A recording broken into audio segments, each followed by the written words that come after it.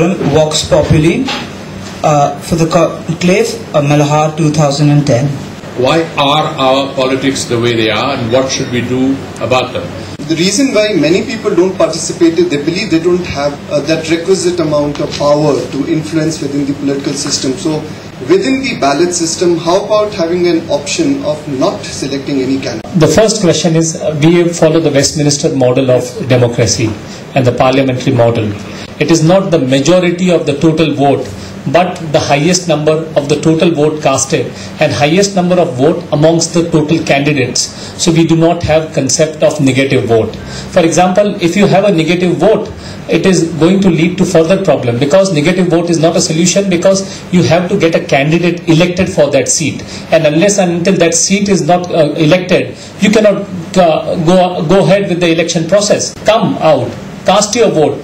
Politics is not about black and white, but it is about shades of grey. Say the capitalist mode of existence, which sees the primary role of the individual as a consumer and not a citizen. So it's already implicit in that mode that you would, and that these certain values would be invested with political power, which would be looking out for yourself and as in to the detriment of society. And so where public resources are exploited for private profit. So, and that penetrates not just at the level of the corporation, but at the level of the individual as well. So this has like a whole range of implications for all sorts of political ideas. So when you talk about, the whole idea of you being able to change something as an individual, as in I think that's the wrong way to look at it, because we should look at why people become politically impassive or apathetic to politics. When you look for uninhibited growth, and when you look at a country's GDP as like say a label on what a country is, so it automatically brings in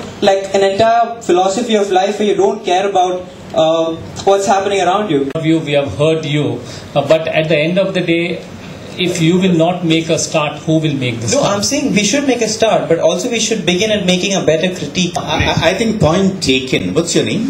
Chandrajit. An issue that is that this kind of sees the country as a whole issue of Naxalism, of the Naxalite.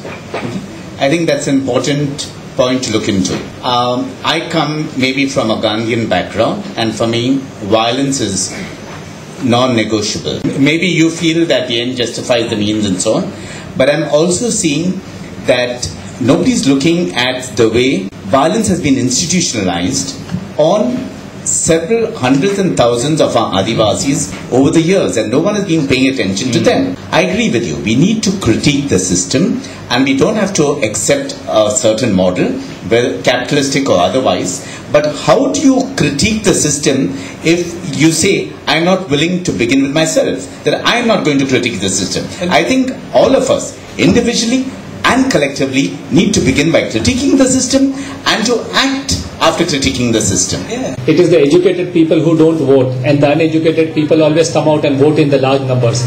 The people you call uneducated have a very, very good understanding of politics and why it matters. So, just because someone is not literate or not, studying in St. Xavier's College, doesn't mean they don't understand the issues. They have a very good understanding of the issues.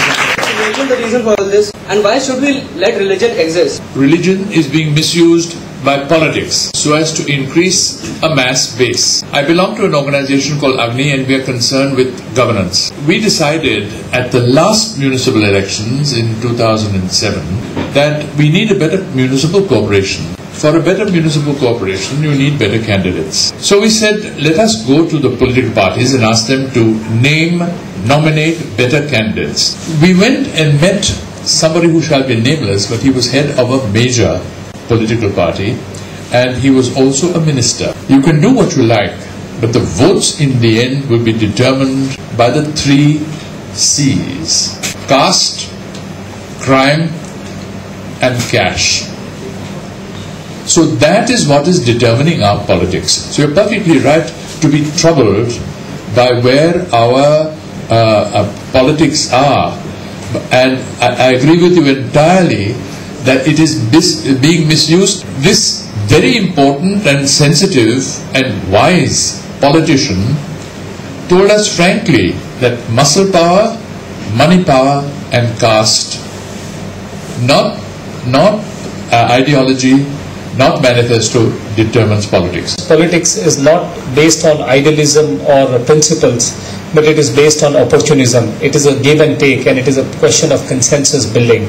Amongst that party also there are two thoughts, and forget the opposition and all.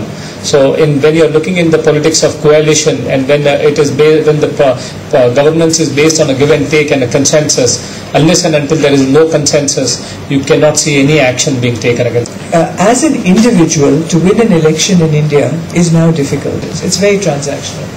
And therefore the real root of that is to deal with it at the municipal corporation level. And hence you can affect governance in a manner that deals with your local citizenship best at the local level. I wanted my voice to be heard, so I participated in rallies and all that. So I wrote to the Prime Minister, I wrote to the Chief Minister of Delhi. There was no response. I was not being heard. The father said that we should be doing something. Yeah, we should be doing something. We know that. But what?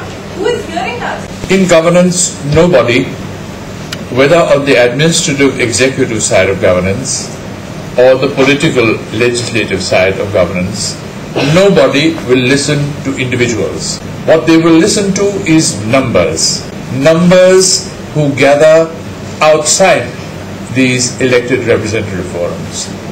There is no point in being a hero or a saint. Gandhi himself got nowhere as a hero or a saint until he led the march to Dandi. Question is, how do you collect numbers around yourself to make yourself heard? We've got to raise a voice that no politics can ignore. I think that is the message of this afternoon. But the reality at the moment is that single voices do not count. So therefore, we must form numbers. Yeah, but I also believe in the power of one. Congratulations that you have taken the trouble and the initiative to write to the Prime Minister and whoever. But as Gersun was just saying, we need to network, we need to collaborate a lot with others, get other people involved. The point is, too many of us say that I cannot do anything about it, and we keep quiet about things. We must come out and we must raise our voices. Can we look at more creative ways of mass communication? Some time ago, many people in our slums in Ahmedabad did not have a toilet. So we sent all the women to the municipal corporation with their lotos. You know what? They were going to defecate in the municipal corporation office. So we have to think out of the box. I am saying that the power of one is multiplied manyfold when that one forms a group or joins a group. There are lots of groups doing great things. Join those groups.